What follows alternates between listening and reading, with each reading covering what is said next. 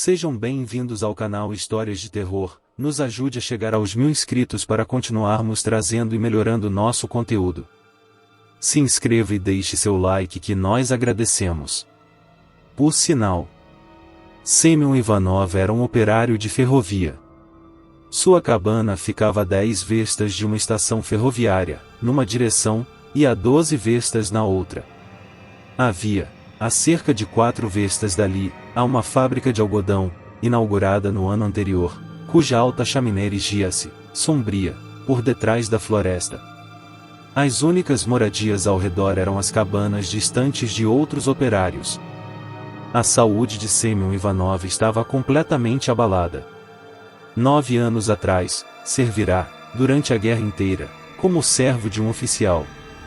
O sol o assara, o frio o congelara e a fome o consumia nas marchas forçadas, em de 40 a 50 verstas por dia, submetido ao calor e ao frio, à chuva e ao sol. As balas zuniram sobre ele, mas, graças a Deus, jamais um inimigo o alvejou. O regimento de Semyon já esteve na linha de fogo. Durante uma semana inteira houve escaramuças com os turcos, e apenas uma profunda ravina separava os exércitos inimigos. Da manhã à noite, havia um constante, disse o chefe. Sim, senhor. Como você veio parar aqui? Semyon contou-lhe tudo. Para onde está indo? Não posso lhe dizer, senhor. Tolo. O que você quer dizer com não posso te dizer? Eu quero dizer o que já estou dizendo. Não há nenhum lugar para onde eu possa ir. Devo procurar trabalho, senhor. O chefe da estação olhou, pensou um pouco e disse. Veja bem, amigo. Fique aqui um pouco, na estação. Você é casado, eu acho. Onde está sua esposa? Sim, senhor, eu sou casado. Minha esposa está em Kurs, a serviço de um comerciante. Bem, escreva para sua esposa e diga-lhe para vir. Darei a ela um passe livre. Há uma vaga de operário. Falarei com o chefe em seu nome. Fico grato ao senhor. Respondeu Semyon. Semyon ficava na estação, ajudava na cozinha, cortava lenha, limpava o jardim e varria a plataforma. 15 dias depois, chegou-lhe a mulher e Semyon foi num carrinho de trilho para a cabana. Esta era nova e aquecida, com tanta lenha quanto poderia pretender. Havia uma pequena horta, legado dos antigos moradores, e, de cada lado do aterro da ferrovia, cerca de meio deciatim de terra arada. Semyon ficou feliz. Começou a pensar em plantar alguma coisa e comprar uma vaca e um cavalo. Semyon recebeu todos os utensílios necessários, e uma bandeira verde, uma bandeira vermelha, algumas lanternas, uma buzina, um martelo, uma chave de fenda para as porcas, um pé de cabra, pás, vassouras, parafusos e pregos. Deram-lhe 2 volumes contendo os regulamentos e os horários dos trens. A princípio, Semyon não conseguia dormir à noite, decorando todos os horários. 2 horas antes da chegada do trem, ele saía da cabana, sentava-se no banco e verificava se os trilhos tremiam ou se ouvia o barulho do trem. Até mesmo aprendeu o regulamento de cor, embora apenas pudesse ler soletrando palavra por palavra. Era verão. O trabalho não era pesado, e não havia neve para remover e os trens, naquela linha, não eram tão frequentes. Semyon costumava repassar o terreno 2 vezes por dia, examinar e desaparafusar as aqui e ali, manter o leito dos trilhos nivelado, olhar os encanamentos de água e, depois, cuidar. Mas o que tem ele para falar? Cada um tem seu próprio negócio. Siga seu caminho, e que Deus esteja com você. No entanto, depois de mais ou menos um mês, eles deveras se conheceram. Semyon ia com vasilha ao longo dos trilhos, punha o cachimbo na boca, fumava e falava sobre as coisas da vida. Vasily, na maior parte do tempo, mantinha-se em silêncio, enquanto Semyon discorria sobre sua aldeia e sobre a guerra pela qual havia passado. Não tive pouca tristeza na vida, e dizia ele. E Deus sabe que não vivi muito. Deus não me deu felicidade. Ofereça-me ele o que lhe aprouver, que assim seja. Isso mesmo, amigo Vasily Stepanich. Vasily Stepanich entronou as cinzas de seu cachimbo no trilho, levantou-se e disse: não é a sorte que nos segue na vida, mas os seres humanos. Não há fera mais cruel, nesta terra, do que o homem. O lobo não come o lobo, mas o homem devora, prontamente, outro homem. Vamos, amigo, não diga isso, o lobo come lobo. As palavras vieram à minha mente e eu disse o que disse. Mesmo assim, nada há de mais cruel do que o homem. Se não fosse por sua maldade e ganância, viver seria possível. Todo mundo tenta roer-lhe até o sabugo, morder-lhe e devorá-lo. Sêmion ponderou um pouco. Eu não sei, irmão, disse ele. Talvez seja assim, talvez seja a vontade de Deus. E talvez, disse Vasily, e seja perda de tempo falar como você fala. Pôr às costas de Deus tudo o que é desagradável, sentar-se e sofrer significa, irmão, não ser um homem, mas um animal. É isso que tenho a dizer. E, sem se despedir, virou-se e foi embora. Sêmion também se levantou. Vizinho, disse, por que perde a paciência?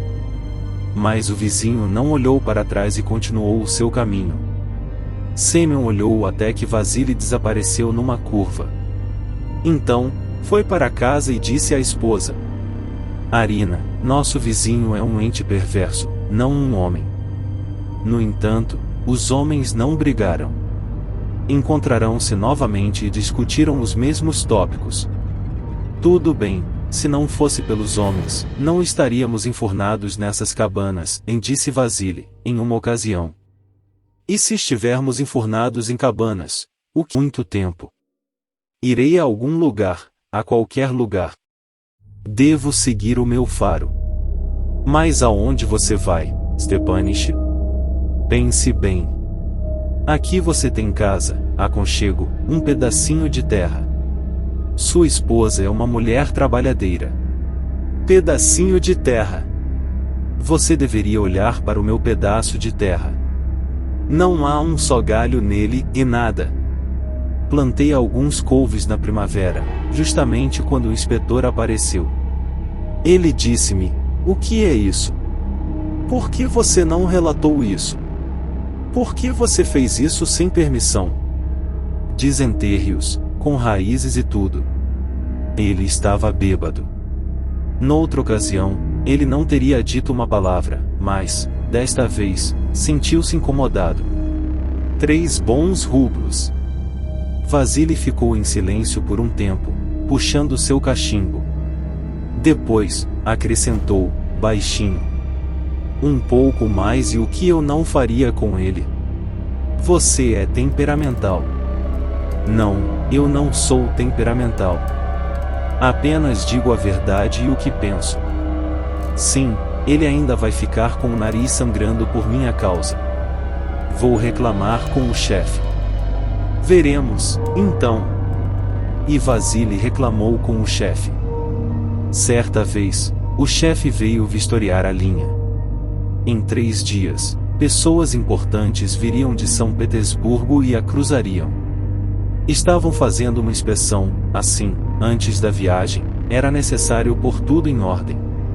O lastro foi colocado, o leito foi nivelado, os dormentes examinados cuidadosamente, pregos cravados, porcas aparafusadas, postes pintados.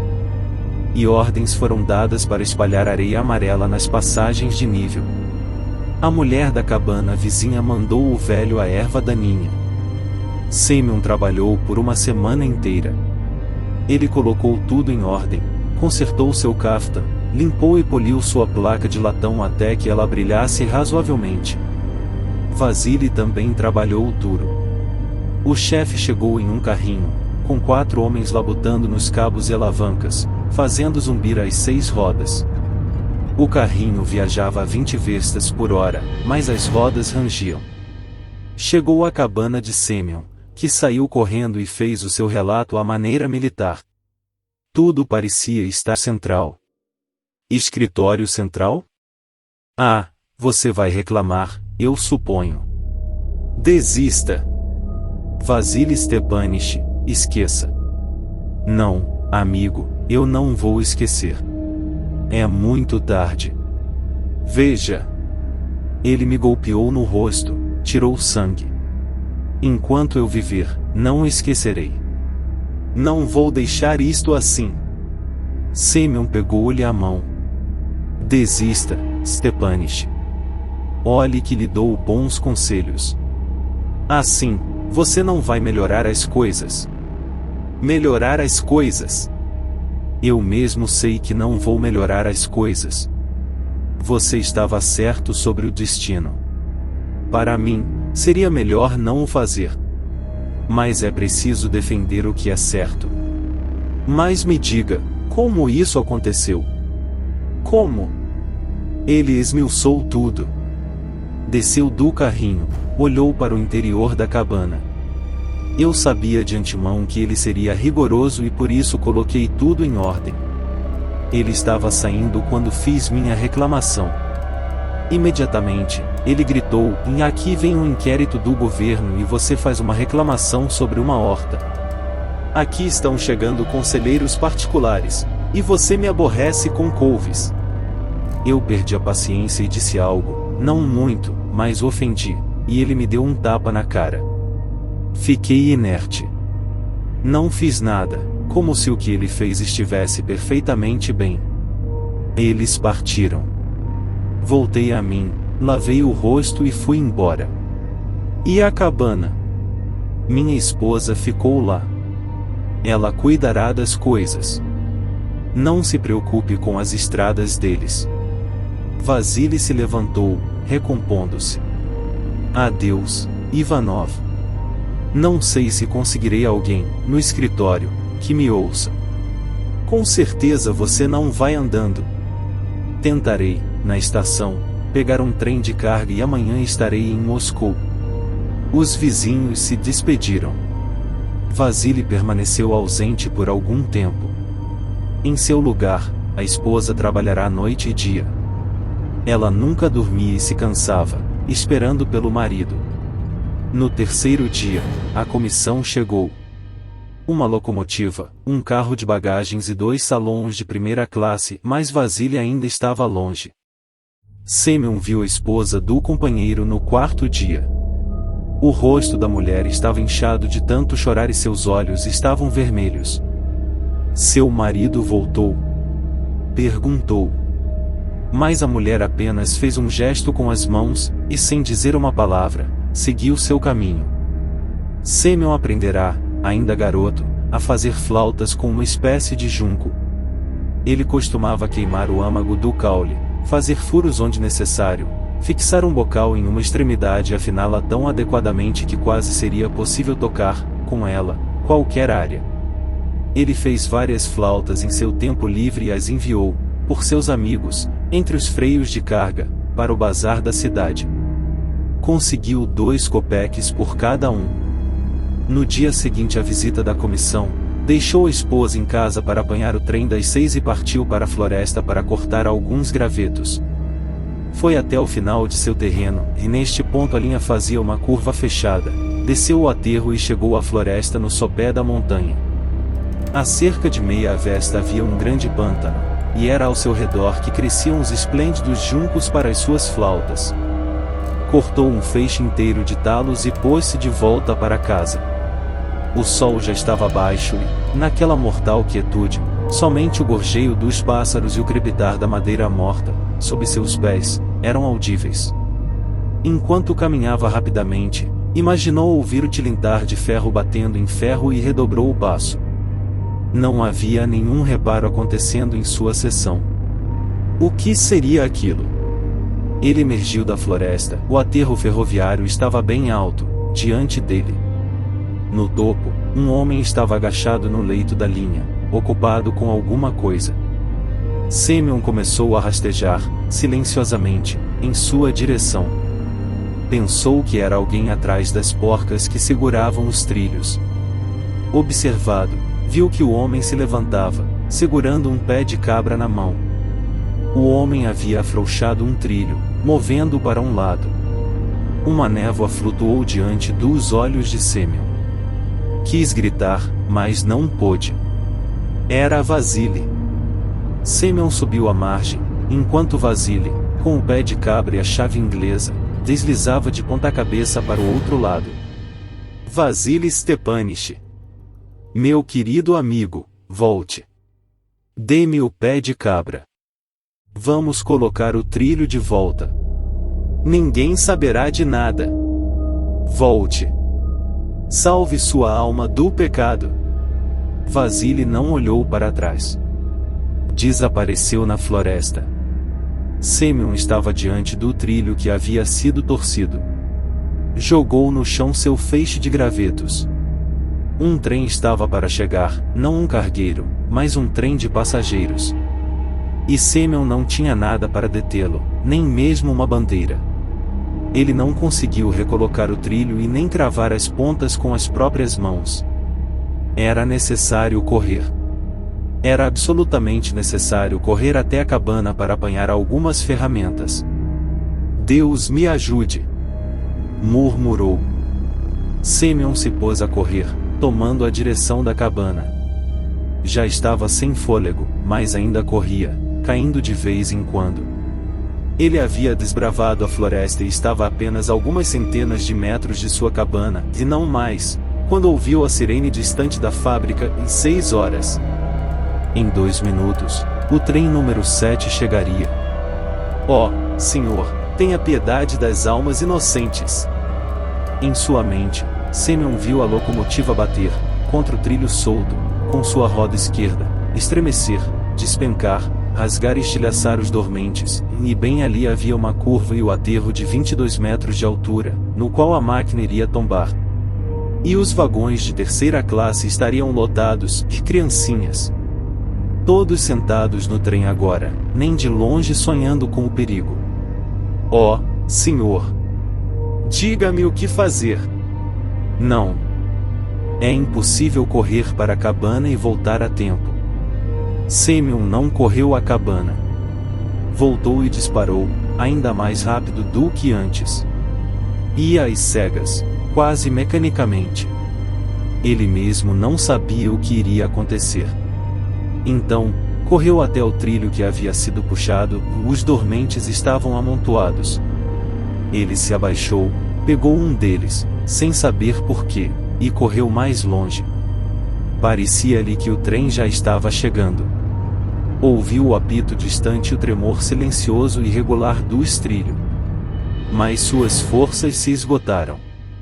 Não mais conseguiu correr e parou a cerca de 200 metros do tétrico lugar. Então, uma ideia iluminou-lhe o cérebro, literalmente como um raio de luz.